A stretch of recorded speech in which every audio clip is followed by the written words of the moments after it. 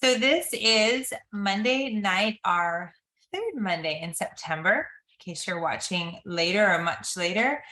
And as I mentioned in the event and then in the post that I shared, we were gonna, if you watched last week's, you'll remember that I said we would be talking about healing, walking through our spiritual vision. This week, though, as I prayed through it and really just tried to hone in what I wanted to share about vision, the emotion of unworthiness kept coming up. And that is an emotion that also is meant to be dealt with in this month. So if you are new to our time together, we've shifted our focus from summer prep to more following the Hebrew mindset, that idea, the calendar, and they walk through different months, similar to we have, but as far as the timing, but they call them something different. And there's this grace in this time, in this sort of window of opportunity to heal certain emotions within those months. It's very similar to the Chinese calendar, where you would work on your heart one month or your liver another one, sometimes your kidneys, just depending on the season. And God is so kind that he carves out certain seasons to deal with certain emotions. And I think it's really powerful, especially if we think about our vision. In the Hebrew calendar, this time in their view and mindset, it will end their new year, their old year, and become a new year, I believe next week, actually. So they'll have 5783 is their new year. You guys can look up that. I don't want to spend our time talking about a different calendar. But with that, as they enter into a new year, they're sloughing off things that are like unworthiness, healing your vision so that you can have a vision for the future. We dealt with the emotion of rejection our first Monday. So if you missed those, please go back and listen to them, rewatch them if you like. That will really build. These are all individual, but build on each other. So tonight we'll discuss the idea of worthiness. I pondered this so much this week and wondered why is unworthiness such a big deal? When I first started a business with Young Living, that was one thing, that was an overarching theme in any business class I took, any of those coaching classes, whatever. There was always this thought and discussion of feeling worthy. Do you feel worthy? And we are taught to use our affirmations, right? Things like, we want to say that we are worthy. We want to declare it. We want to speak it out. We want to make sure that our conscious languaging is on point so that we're always speaking these life-giving words. And yet that is only hitting one of our senses. And we'll talk about that in a little bit, but I just want to plop that in your mind, that you and I can sit here and say, I'm worthy all the live long day. We can even wear this cool t-shirt that they sell at the mall now that says, I'm worthy. We can wear that. We can tell people, we can even coach people and tell them. But until it hits your innermost being and you start to deal with the reason why you don't necessarily feel worthy, especially in specific areas that matter, meaning your trade, your job, perhaps if you're looking for a spouse or you want your spouse to treat you different, or your children or your friends or whatever, any of those really meaningful areas, you can say it, you can proclaim it from the rooftop, but it has to get into here, into your being. It's an inside job, as all emotional healing is, and yet this one is a bit sticky. So what we're going to do tonight is we're going to walk through some breathing time. I want you guys to get to a space where you are just things that are in your mind, just clearing it out. In our emotion classes, we call this a brain dump time. I want you to just settle yourself in. And if you're watching later, then, and you're listening in the cars, this is what I do when I listen to certain videos, then just pause it, get to a time where you can have a moment to sit and be still. So what we're going to do is take your oils, just have it to the side. a pen and some paper. We're going to do some brain dumping for the evening. It'll only be a couple minutes. And I'd like you guys to clear out your thoughts for the day so that you can get ready to receive everything that we're going to share tonight. Everything that is for you, I should say. So the brain dump is getting what's up here in your mind, everything you're thinking about, because whether you are really, your intent is to be listening to me or not, there's always something in the back of your mind that's, you know, something from the day, something that has occurred. Getting that out on paper is ideal. So the first thing that we're going to do is breathing. Let me just take you through a 60-second breath work. I'm going to set my timer because otherwise I'll just breathe all day. Feet on the floor. If you've walked with me through this, you know the drill, but if you're new, what we do is we just take a time to center ourselves. And I keep saying feet on the floor because I want to make sure that that is so in your mind that we're not crisscross, we're not walking around, just plant your feet. Deep belly breaths. And you're going to take it in for a count of 5. Hold it just for a sec, and then you're going to exhale it out. And I'm going to start the timer now. So breathe in real deep. And then exhale it out. Let's do it again. Breathe in.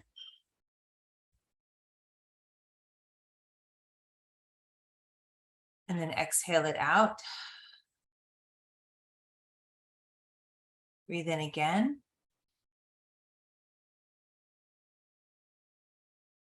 Exhale. These last 20 seconds, when you exhale, I'd like you to just really blow it all out.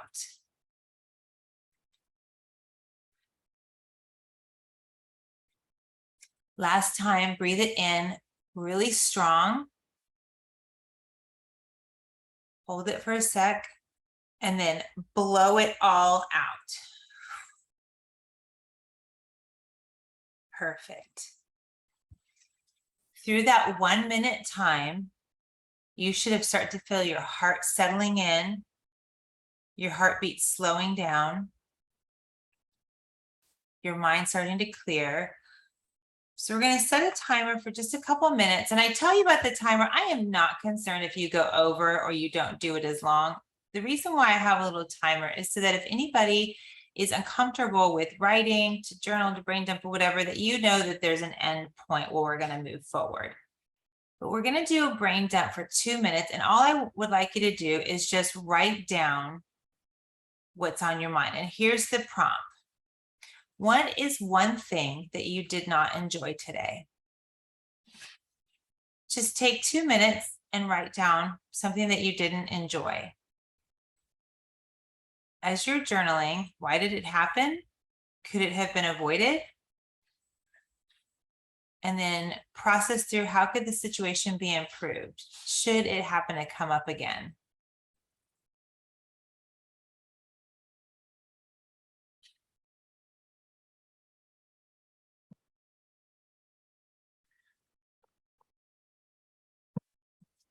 So we're just getting any of our thoughts that are not going to help us through this time tonight. We're getting it on paper so it could just get out of our heads.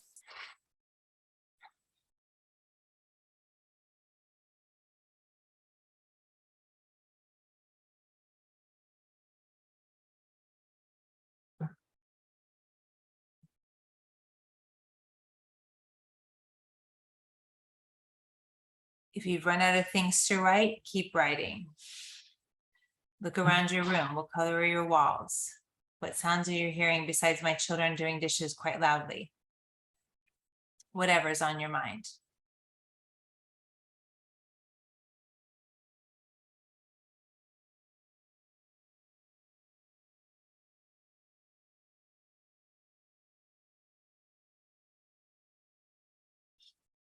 Okay, and that's the end of our time to brain dump that. If you want to keep writing, if you're enjoying the process, feel free. You'll be able to have the replay and go back to this. This is your time. But if you're ready to move on, take whatever oil that you chose to have with you tonight. Just take a moment, 1 drop, palm of your hands. So we're going to clear out any of that junk. I'm choosing cedarwood because I love that oil to retrain my brain. Cypress is another one. I believe Lisa, someone shared recently that it was good for grief. So I've added cypress to pretty much like all my blends. Lovely. So just take that. We'll do one round of belly breathing.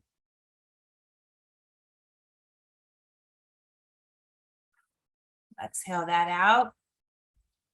Another thing I like to do is rub the oil on my hands just to kind of almost like I'm washing my hands of what I would just thinking. Okay, so it wasn't you, Lisa, but yeah, right. Good to know.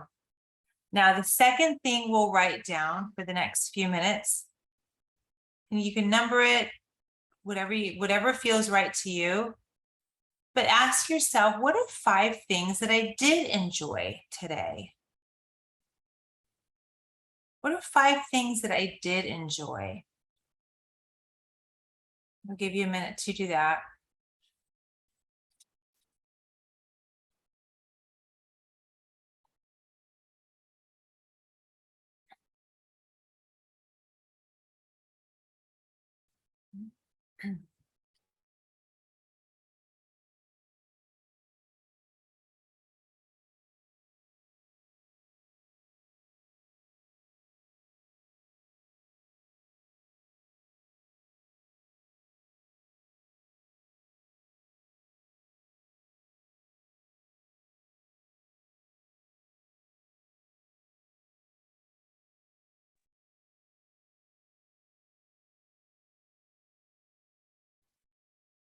Let's do this for a couple more seconds.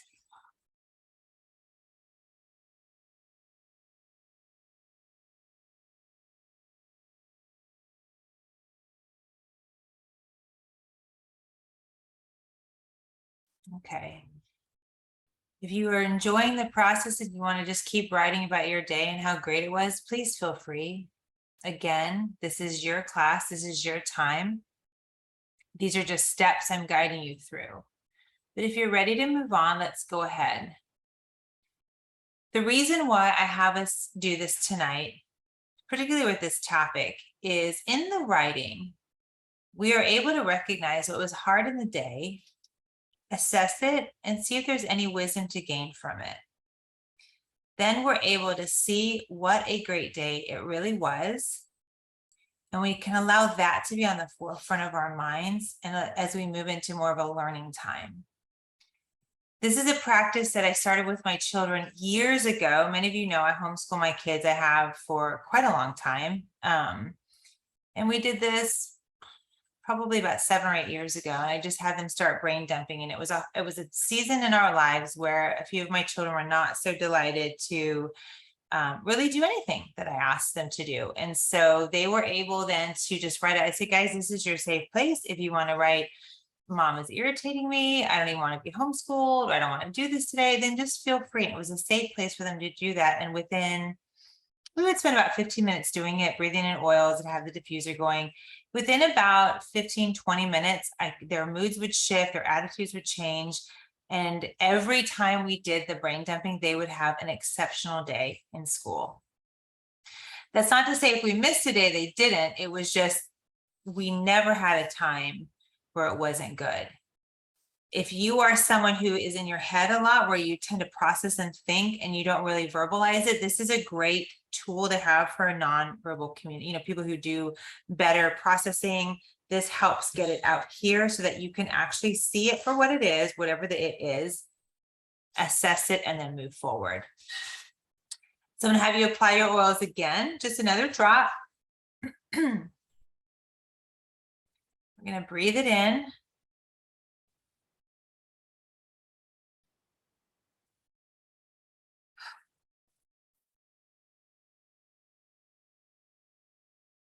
Okay, let's move on. So tonight may feel like a series of questions, but really, when it comes to this topic of worthiness, we all sit in different camps. Some of you feel amazing and totally worthy, and you're probably in here listening to gain some wisdom on sharing with somebody else. Maybe you have a family member, maybe you are a coach as well, and you just want to just share with them. But if you are in that camp where worthiness has been a struggle, perhaps even an adult lifelong struggle, we're going to be asking some questions.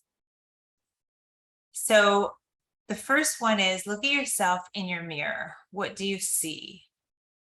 And my daughter, she calls it the mirror app, which is on your phone. It's your camera, which I just crack up at that.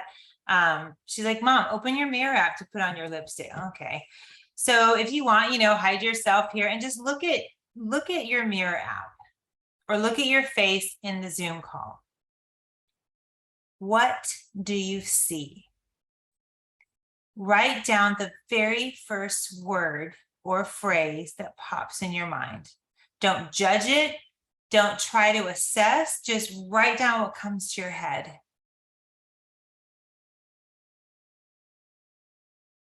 What do you see?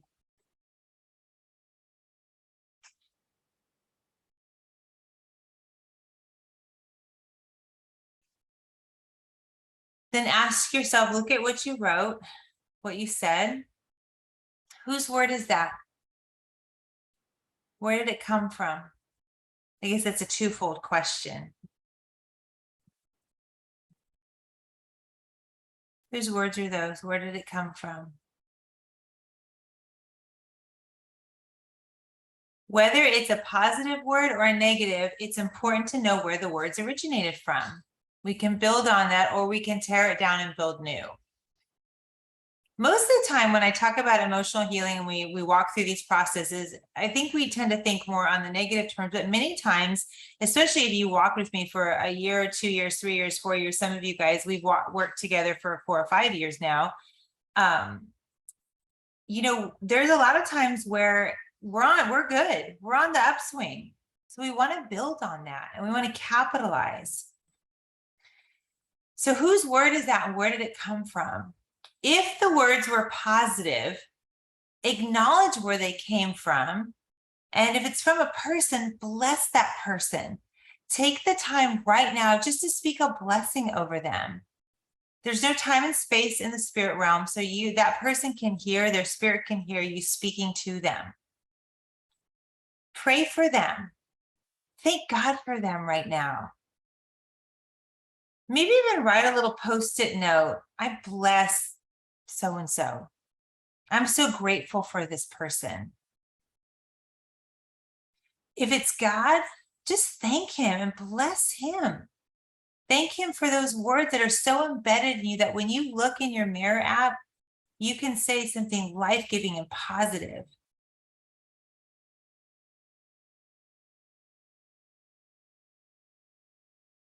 If the words or the phrase, the word or phrase, I should say, was negative, then you know it's a lie.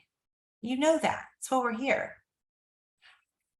And since you're here, let's just agree that this is the time to work on removing that lie from your consciousness and your subconscious mind. We'll work on that. So with that in mind, the nice thing is as we start to do the next process, which is an aroma boost, we all now are collectively on the same page if the words were negative. If they were positive, let's just put a pin in that for just a sec. Let me work with those who have had a negative word that came to their mind. So an aroma boost, if you're not familiar with it, I call it like a mini AFT, right? Where you need just like a quick, I was about to say like 5 words all at once. Hold on, let me rewind that. It is if you need to shift your mind, your mindset, your mind, your situation into something more positive, life-giving, deal with the trigger, something that's tripped you up and you're like, kind of like, just like I did just now, when maybe you're running along, all of a sudden you trip over a rock that seemed like a big boulder. It's that. Nothing major, but you're just wanting to work on it and just clear off the slough. So while we're all together in this space, if you're in that camp that had a negative word, our situation typically in step 1 of the aroma boost is you assess or say what there's a situation, there's a circumstance that's not benefiting me right now, and I need to deal with it. So right now we would all have the same collective. There was a negative voice, a negative thought, a negative something that popped in, and I don't want that. And I want to remove that and work through that. So that's step one. So we'll bump up to step two since we've already walked through that. And step two would be, what is one word to describe a feeling that you have when you look at that word, that phrase that came up? What's a one word feeling that you would have? What can you assign to it?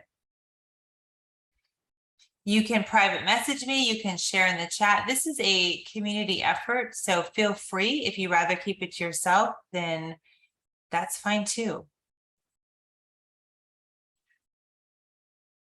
The third step of that is, where are you feeling that in your body? Maybe the word that came up was frustrated. Where are you feeling frustrated? As we settle ourselves in with breathing and using our oils, that's another way to help us get in tune with what our body is feeling. If you do this long enough, you can literally feel emotions trapped in your hands. You can feel it in your shoulders, but not all your shoulders, maybe just certain parts. You can feel it in your chest, but not all of your chest. You start to get really in tune, and almost like you can find that emotion where it's at. So really sit and think, feel it.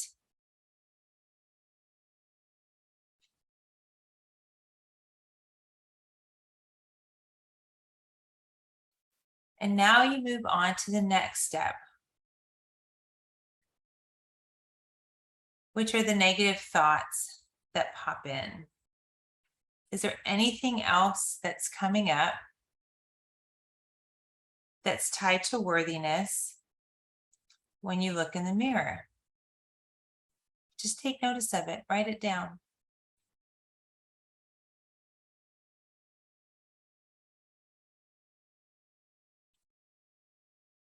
Typically, in an aroma boost, we would use lavender, frankincense, stress away. Those are the trifecta oils that Dr. Perkins came up with to go, to help uproot any kind of negative emotions and put in some positive ones.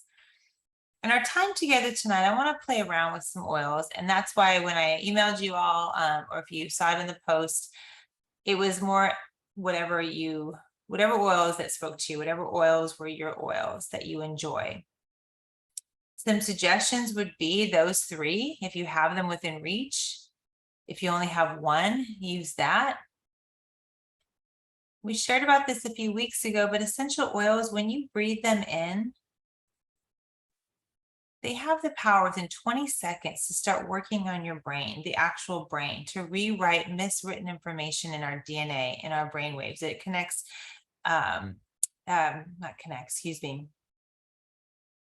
It helps remove any kind of those actual grooves that happen from thoughts that we have been spoken to us, and creates new ones. And really, if you think about the oils, they all have sesquiterpenes, they all have monoterpenes, they all have phenols. They just have a varied amount of each. Some are better for others, but they all pretty much do the same thing. And I never want us to get hung up on, oh, I have to have these oils, or I can't do this process. Everyone, I have walked through this with our starter kit, the starter collection, using purification. What else do I have here? Panaway. Panaway has helichrysum, which routes out anger. It's cool to play around with your oils. So everything that you just wrote down, the feeling, the place in your body, negative thoughts, take whichever oil that you choose, or chose rather, and breathe it in. Take 1 minute to just breathe. Notice what's happening to those emotions as you breathe.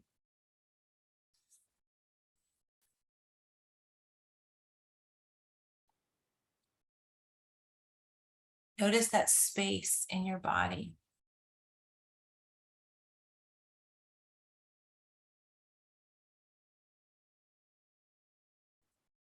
Keep breathing your oils. Keep journaling if that's what you're doing.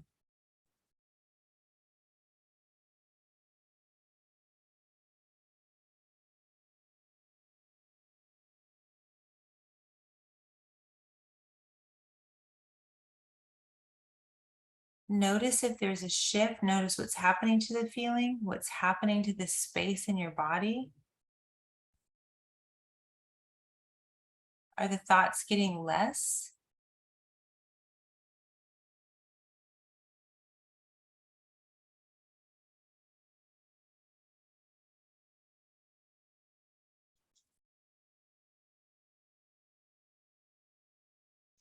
And since we're dealing with and talking about the emotion of unworthiness and freeing ourselves into that worthy state, I'd love for you, when you're ready, to ask this question. When you look in the mirror, do you see someone who is gorgeous and a work of art?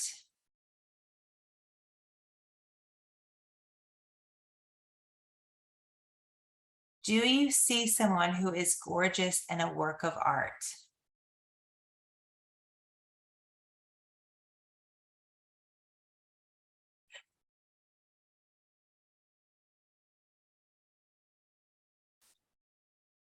If yes, then is that what you tell yourself?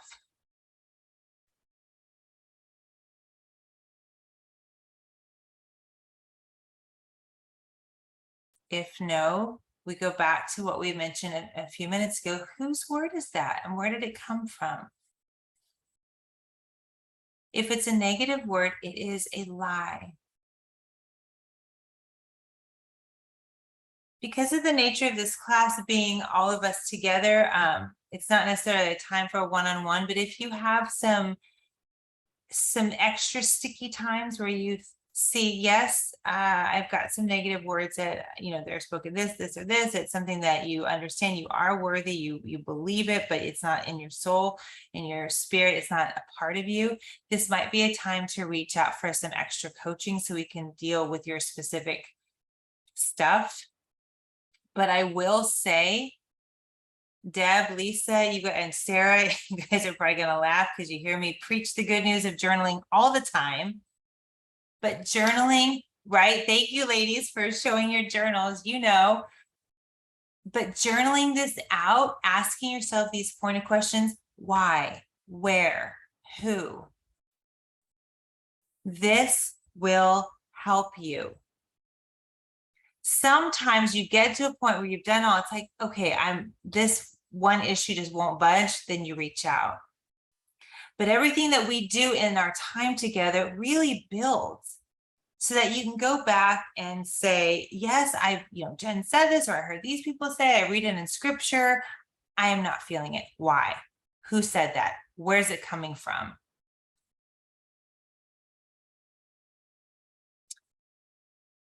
Telling yourself you are gorgeous and a work of art is more than telling yourself an affirmation. Telling yourself you're gorgeous and you are a masterpiece is more than just saying it. Affirmations are words that we speak that help to retrain our brain. The word of God says, don't be conformed to the pattern of this world, but be transformed by the renewing of your mind. And sometimes we have to transform our brains from the religious stuff that we've heard all our lives. There's so much, there's so much that's laid on us that is not from God. So many times you have to curate. We've talked about curating your circles, the people in your neighborhood. Many times you have to cut out those thoughts. Affirmations are words that you speak that will help strengthen your brain, strengthen your mind, strengthen you so that you can actually receive the truth. And that is that you are a gorgeous masterpiece that was created in the image of God, intricately, just very detailed, specific, designed to do some pretty incredible things. In order to get your whole person, your spirit, your soul, and your body on board, we also must engage several senses. So when we speak affirmations, this only addresses one sense, and that's our hearing. If I say I'm worthy, right? I mean, I'm saying it, so my ears hear it. That's just one sense. But we have several other senses. We have taste, we have touch, we have smell, we have sight. So we speak out our affirmations. This is just addressing the hearing portion of our senses. We breathe in our oils. We do that at the same time. Well, now we've hit on two of our senses.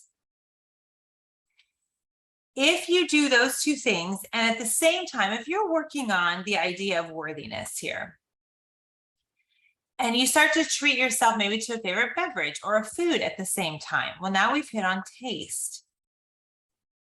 So now we have three. It's powerful because food, especially if you engage that last one, food can often be used as a source of comfort. I like to say our food is the acceptable Christian crack. So, we get on my little soapbox because this is my class right now. I can pretty much say whatever, right? When I've gone to any sort of church event, there's always a ton of food, and about this much of it is life-giving.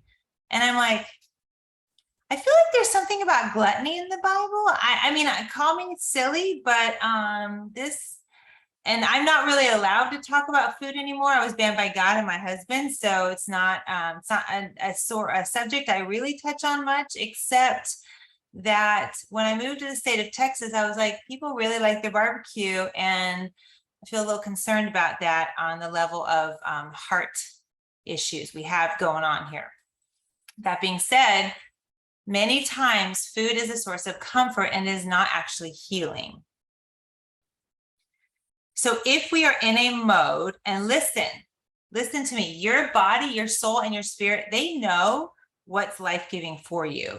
So if you, with intention, just like our oils, right? With intention, if you say, what food is going to bring me life? What's a food, a beverage, something that I can engage my taste, so that as I'm working on this worthiness thing, it will trigger this feeling that I feel worthy. You know what? Your body, your spirit, your soul will tell you. You follow the same God I do, He will tell you. I get weirdly excited about tabbouleh. Now, I don't know if I have any other tabbouleh friends here, but it is one of my favorite foods in the whole wide world. A little thing of tabbouleh, some crumbled feta cheese, and a homemade pita. My gosh, I'm so happy. I grow mint. I hardly use mint, but I grow mint in pretty much every house I live in because I like to go out and pick the leaves and smell it, and then I just eat it. Does anybody else do that with mint? Deb, right? I feel like we are kindred spirits in that, and so many things. So I'm engaging my sense of smell. I'm engaging my touch because I love the way that it feels. I'll eat it. I'm outside. And as I do this, and you do that, you all know what is your thing. Yes, Lisa, you need to get some mint. Oh, right, Brenda, so that probably makes you think of your grandmother. See, and now you're triggering, I'm assuming, a good memory. So as you engage in whatever is your thing, and you're purposely, with intention, touching on as many senses as you can, all of a sudden, you are creating this environment for yourself that is ripe for healing. And in this month and this time, as we talk about healing from rejection, and we want to be in acceptance and in community and isolation, and we are seeking to create a new space of people who are life-giving to us. And as we heal from unworthiness and step into, no, the word of God says, I'm so worthy, more than Jesus dying for you. Guys, the gospel, I'm not going to get to sharing that. It is what I do. However, it's more than that. It's life abundant now, not just waiting for the sweet by and by. Oh, Joe, I was just reading your comment about the basil. Oh my gosh, yes. So I water my basil and I notice it's kind of getting burnt and dying, probably because I do this on the little edges. Don't leave it alone until you clip it. Everybody knows, don't do that. In any case, see, we love our oils. And for me, I love herbs. I buy dry herbs. I brew echinacea tea. I also get little tinctures. It's just, I love to engage all of that. Okay, I'm sorry, Brenda. Okay, for those of you reading later or my gosh, listening later, here's what you all need to know. If you're new, this is a family time. It's like you guys are sitting around my dining room table. I started doing this during the COVID years, right? And so we just kind of continue. So it's a family affair. So Brenda says, I can't harvest my basil anymore ever since I hooked it up to a frequency device and heard it sing. Next time I see you, Brenda, I'm bringing some basil. We're gonna make your basil sing, because I'm just curious. Was it a good sound? It's kind of like, have y'all ever looked up how it's the planets sing? Anybody ever looked that up on YouTube? There's your homework. YouTube, the planets sing. They have songs of the planet, something like that. It's fascinating. Okay, now we're digressing a little too far off, though nothing really is digressing, right? Perhaps if you are, I was told it was my favorite plant, the sound got louder. Interesting. Perhaps if you want to engage in your touch more, there's a certain type of fabric that you feel exceptionally stunning in. Wearing that fabric now hits another sense. Oh, thank you, Donna. Certain fabrics, we all have our thing. Certain fabrics speak to us. Bamboo, yes, that's a fantastic fabric. The feel of silk for some people, or velvet. I love that. It's like, not, I guess it's not fleece, but it's that kind of, it used to be called teddy bear fabric. I had a pillow on a couch that you touch it one way and it's real soft. It's delightful. And when my kids were sad, they would just rub it and we would talk. And so they're engaging different senses. The more you can engage your senses, the more you can get every part of your person on board, all of you. And you start to see all these amazing things that God created for you to engage with, to heal from, or to heal the negative, to heal from the negative stuff and step into the goodness that He has. Worthiness, as I've coached people over the years, and even when I would cut hair, this is one of the biggest issues that a lot of women have. It's almost as if from the womb, the enemy of their soul was out to get them, to cause women particularly to feel unworthy, to feel unloved. Whether you had a great set of parents, a wonderful father, when you go to school, sometimes kids can just be ugly. Or you step out and you have this really cool idea, and those who don't quite see your brilliance yet squash it down. Those words are hard to shake off. And they can ping in that unworthiness area. Yeah, or worthiness. Yes, Donna, unworthiness can be generational. Absolutely. If you're new to that concept of things being generational, understand that just like you have your parents' brown eyes, blue eyes, blonde hair, I was about to say blue hair. That's only if you're one of my kids and as a hairdresser, but that's unnatural. It doesn't get passed down. Freckles on your face, any of that, you also inherit emotions. You inherit patterns of behavior. Likes and dislikes. It's funny. My mom, I grew up hearing her say how she couldn't stand marzipan. I found out later it's because my dad, it was his favorite and she didn't like him. So, she didn't like marzipan either. And I always thought, well, marzipan is gross. Mom doesn't like it. I don't like it. Until I had my first piece when I lived in Germany. I was like, what the heck? It's amazing. And it was just, and I didn't live with my dad, but maybe a year, maybe 2 or 3 years of my life. And I really like that taste. And now my kids, because I love it so much, I don't even know if they really like it, but they're obsessed with it too. We walk by See's Candy. Mom, can we get a piece of marzipan? Oh, they might go, I just liked it because my mom liked it, right? And sometimes it's just in your DNA, your taste buds. What you enjoy can be from them. What you dislike can be from them. I have this weird love for musicals. Neither of my parents like musicals. I'm not sure, skipped a generation or what, but anybody likes musicals and want to go with me, I'd love to have a partner to go. The last thing I'd love for you guys to do tonight is write down 5 things that you love about yourself. Beginning with this, I love blank about myself. You guys, I had my kids do this morning because I wanted to see how this would play out. They're my guinea pigs. I tried on them and then I share with you guys if it works. And from my 21-year-old all the way down to my 10-year-old, I'm like, okay, guys, write down what you love about yourself. And it was hilarious.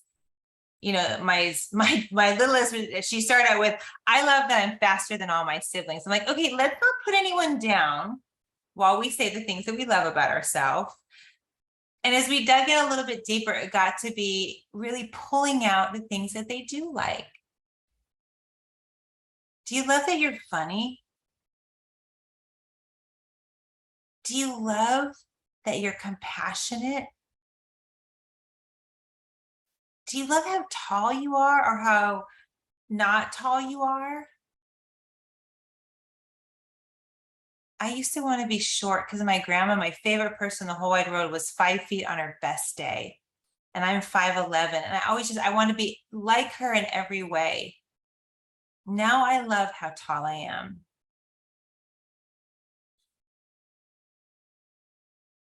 Do you love your hair? You always want to be tall, Donna. That's funny. Do you love your voice? Do you know you have a sound? A beautiful, perfect sound. Your voice is exactly what God wanted. When you speak, even if you don't know God, He loves it. He made your voice.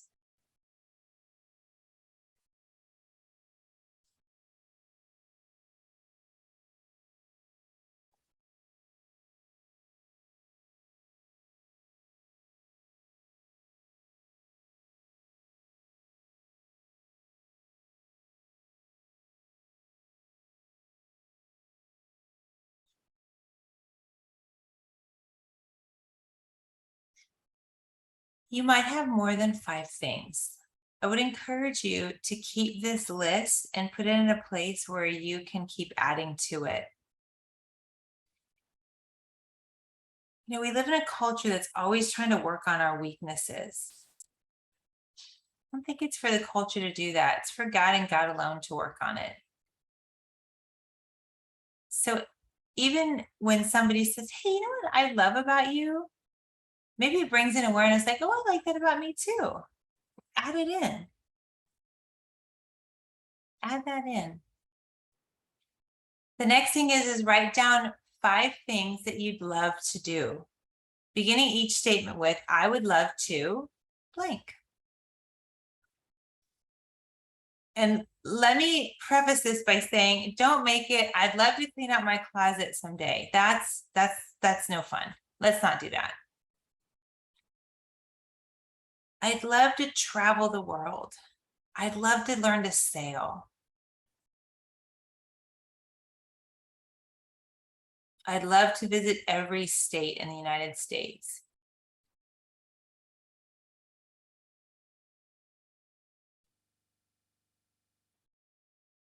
I'd love to write a book.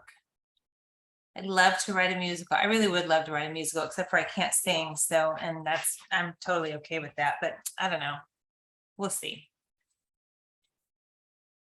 I'd love to write a screenplay. Whatever it is, write it down.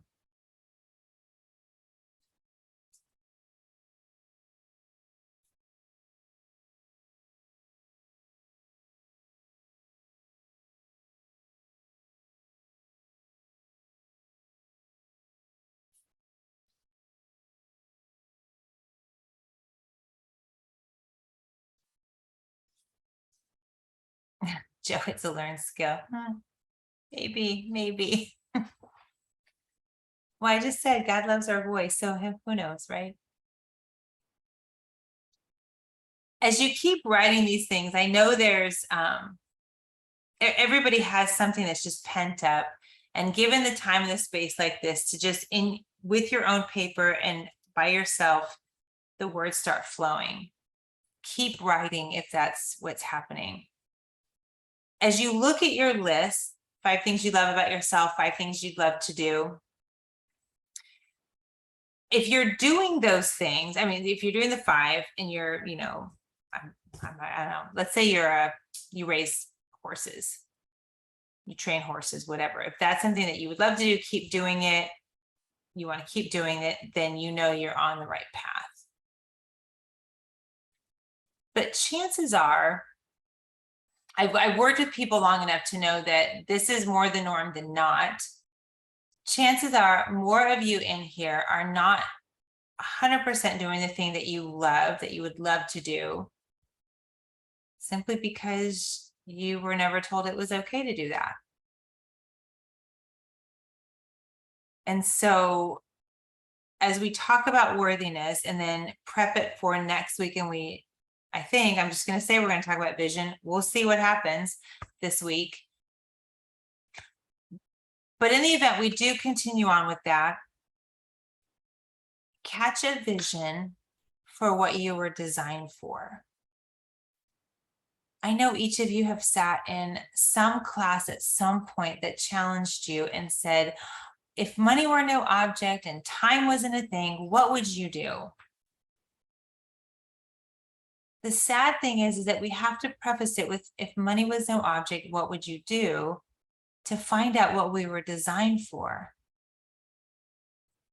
You see, when you were being knit together in your mother's womb, every single part of you, from your outer, right, your skin, your hair, your nails, all the way down to who you are, to the things that you love, marzipan, musicals, mountains over beach, all of that is very specific to you and what you're designed to do. And when we feel worthy of whatever, when we just feel worthy, period, then we're able to step into all that we were designed to do. We're also able to be patient in the process of doing it. We're not rushed. We're not pushing or hustling. It's like if you were designed to be a runner. I don't know how many of you have ever read Eric Lidle's story. It's just one of my favorites. My kids and I read a lot of missionary stories because we like to read real history. It's a little hard to read history these days and find truth. But we read these stories, and they're usually autobiographies or biographies. And he's a Chariots of Fire guy. You probably know him because if you've seen that movie, then you know. But his story typically stops there, and they leave the part off where he goes to China as a missionary. And he dies at a tragically young age, but his story is really cool. But one of the things that he's quoted in saying is, he just says he loves to run and he feels God's pleasure when he's running.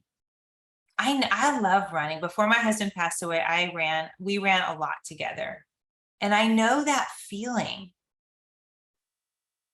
And I just wonder, if somebody was designed to run, and anytime I talk about running, there's always 1 or 20 people. They're like, I can't run. I don't like running. I'm like, I didn't ask if you like to run.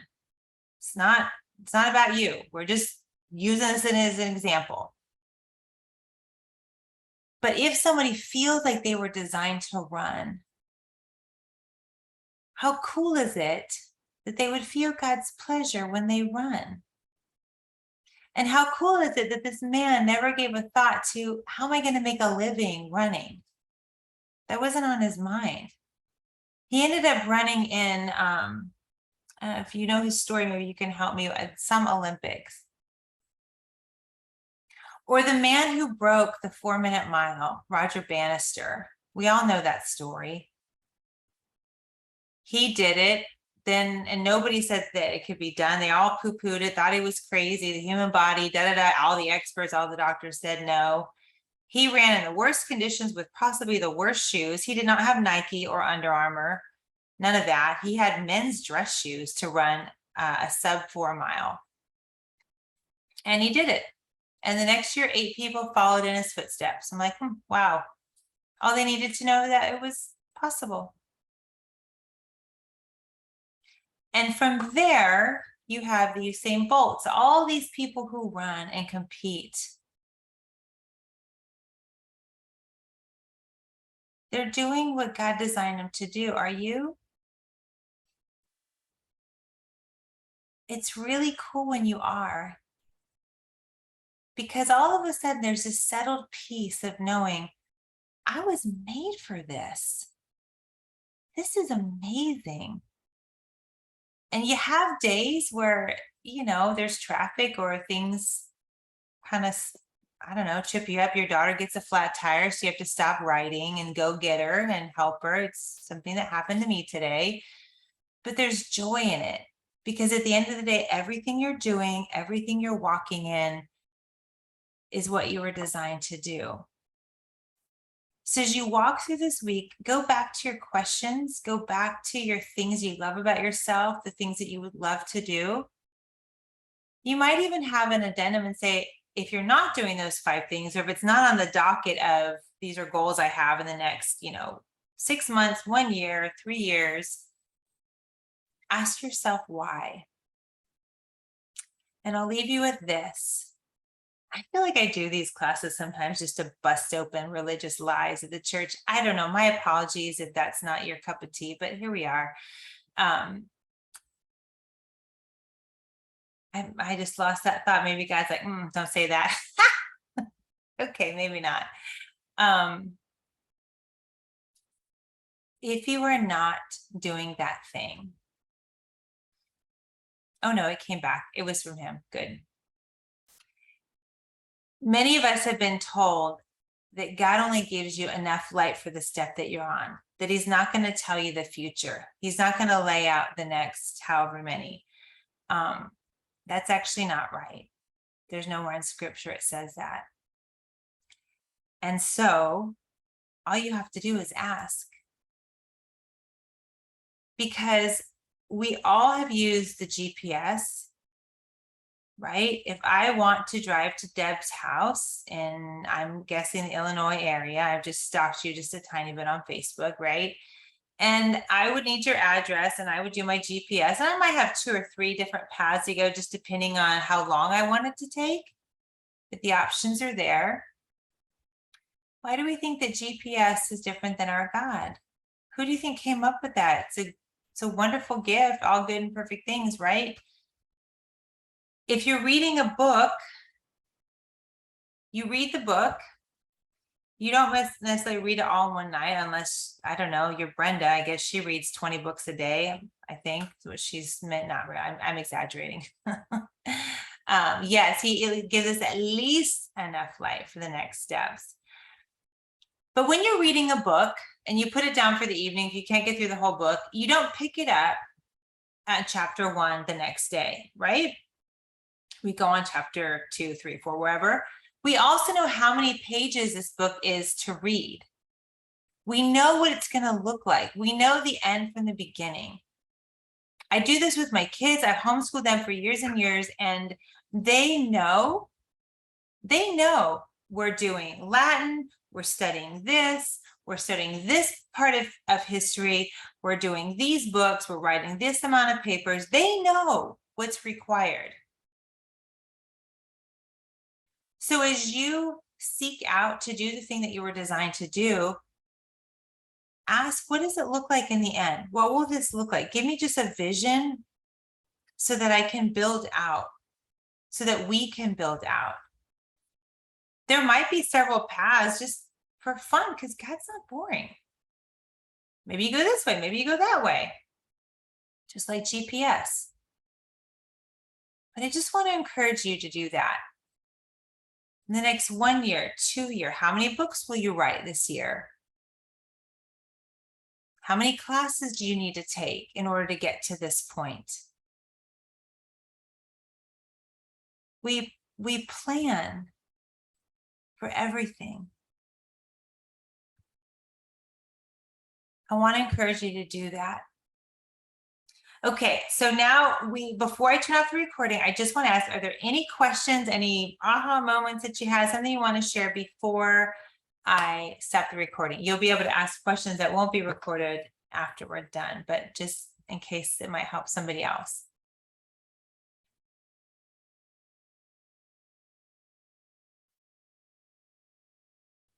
Okay.